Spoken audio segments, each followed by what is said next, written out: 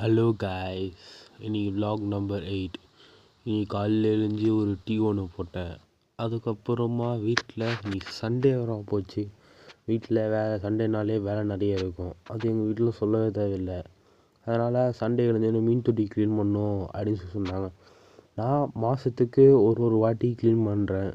நீங்கள் உங்கள் வீட்டில் மீன் தொட்டி வளர்க்குறீங்கன்னா சொல்லுங்கள், நீங்கள் எத்தனை வாட்டி க்ளீன் பண்ணுவேன்ட்டு. நான் இன்றைக்கி க்ளீன் பண்ணியிருக்கேன்.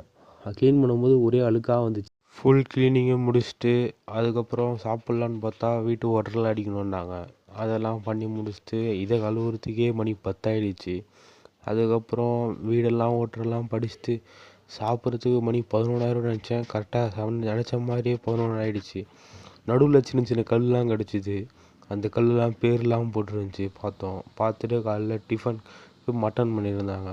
அதை சாப்பிட்டுட்டு ஒரு குளியலை போட்டு வந்தேன். குளிச்சுட்டு தான் சாப்பிட்ணும், ஆனால் நான் சாப்பிட்டுட்டு போய் மன்னிச்சிருக்கேன்.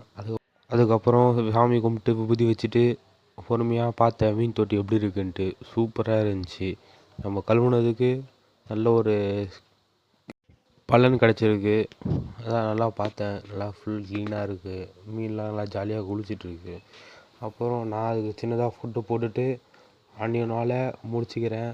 தொடர்பில் இருக்கவும். நிறைய பேர் கேட்குறீங்க, என்னடா கண்டென்ட் எல்லாம் வீடியோ போடுறேன்ட்டு. இன்றைக்கி மீனை கழுவி போடுறது தான் கண்டென்ட்டே. மறக்காமல் பாருங்கள். தொடர்பில் இருக்கவும்.